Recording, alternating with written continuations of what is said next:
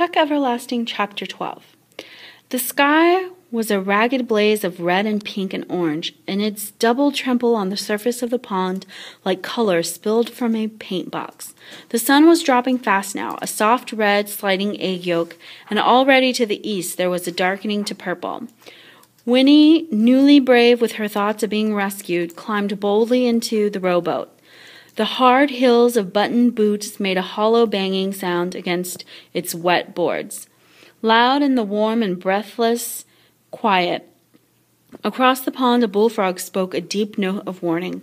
Tuck climbed in too, pushing off, settling the oars into their locks, dipping them into the silty bottom in one strong pull.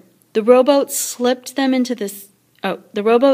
from the bank then silently and glided out, tall water grasses whispering away from its sides, releasing it. Here and there the still surface of the water, dimpled and bright, rings spread noiselessly and vanished. "Feeding time," said Tuck softly, and Winnie looked down, saw hosts of tiny insects skittering and skating on the surface. "Best time of all for fishing," he said, "when they come up to feed." He dragged on the oars, the rowboat slowed and began to drift gently toward the farthest end of the pond. It was so quiet that Winnie almost jumped when the bullfrog spoke again. And then, from the tall pines and birches that ringed the pond, a wood thrush caroled. The silver notes were pure and clear and lovely. "Know what that is all around us, Winnie?" said Tuck, his voice low. "Life. Moving, growing, changing. Never the same 2 minutes together. This water, you look out at it every morning, and it looks the same, but it ain't.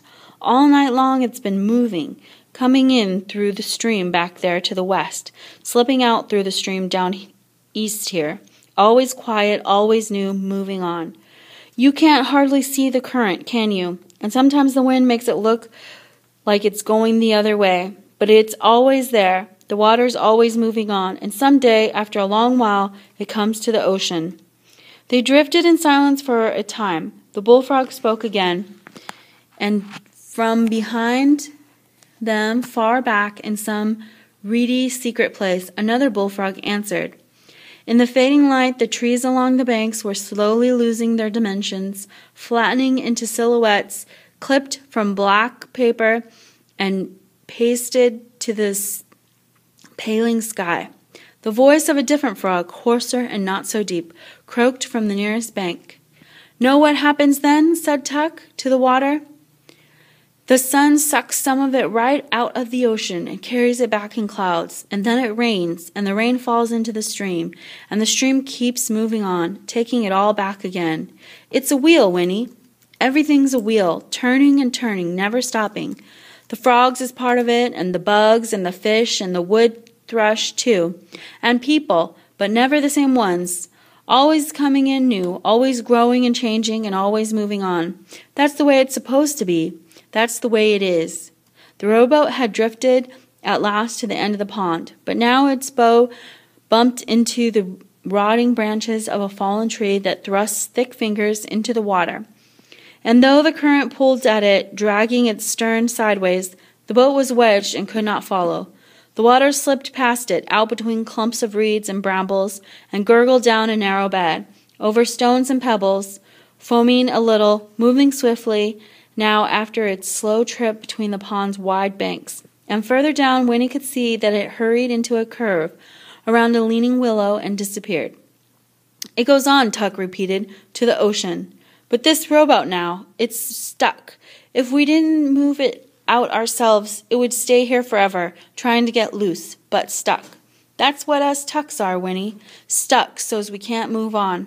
We ain't part of the wheel no more. Dropped off, Winnie, left behind. And everywhere around us, things is moving and growing and changing. You, for instance, a child now, but some day a woman.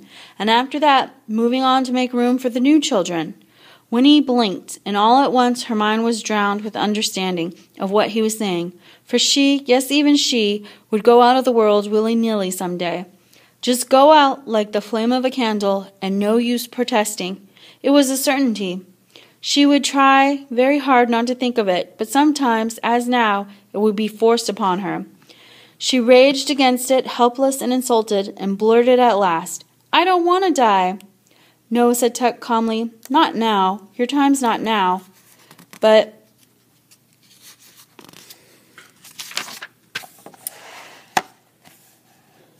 Diane's part of the wheel, right there next to being born. You can't pick the pieces you like and leave the rest. Being part of the whole thing, that's the blessing. But it's passing us by, us Tucks, leaving heavy work, but off to one side. The way we are, it's useless too. It don't make sense. If I knowed how to climb back on the wheel, I'd do it in a minute. You can't have living without dying, so you can't call it living what we got. We just are, we just be, like rocks beside the road. Tuck's voice was rough now, and Winnie, amazed, sat rigid. No one had ever talked to her of things like this before. I want to grow again, he said fiercely, and change. And if that means I got to move on at the end of it, then I want that too. Listen, Winnie, it's something you don't find out how you feel until afterwards. If people knowed about the spring down there in Tree Gap, they'd all come running like pigs to slops. They'd trample each other trying to get some of that water. That'd be bad enough, but afterwards, can you imagine? All the little ones little forever, all the old ones old forever. Can you picture what that means? Forever? The wheel would keep on going round, the water rolling by to the ocean, but the people would have turned into nothing but rocks by the side of the road, 'cause they wouldn't know till after, and then it'd be too late. He peered at her, and Winnie saw that his face was pinched with the effort of explaining. Do you see now, child? Do you understand? Oh, Lord, I just gotta make you understand. There was a long moment of silence. Winnie struggled with the anguish of all these things. Could only sit hunched and numb, the sound of the water rolling in her ears. It was black and silky now. It lapped at the sides of the rowboat and hurried on around them into the stream. And then down the length of the pond a voice rang out. It was Miles, and every word across the water came clearly to the ears. Pa, Pa, come back! Something's happened, Pa! The horse is gone! Can you hear me? Someone stole the horse! Okay, go ahead and turn to your packets.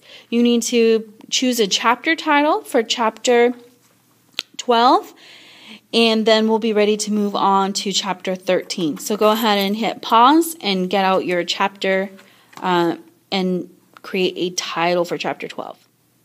Tuck Everlasting, chapter 13. Sometime later, the man in the yellow suit slipped down from the saddle and tied the Tuck's old horse to a bar of the Foster's fence. He tried the gate. It was unlocked. He pushed through and strode up the path to the door of the cottage. Though it was late now, almost midnight, the windows glowed golden. The family had not gone to bed. The man in the yellow suit took off his hat and smoothed his hair with long white fingers. Then he knocked at the door. It was opened at once by Winnie's grandmother, and before she could speak, the man quickly said, Ah, good evening. May I come in? I have happy news for you. I know where they've taken the little girl. Okay, you should be in your packet now of Tuck Everlasting. You should have already done a chapter title for chapter 12.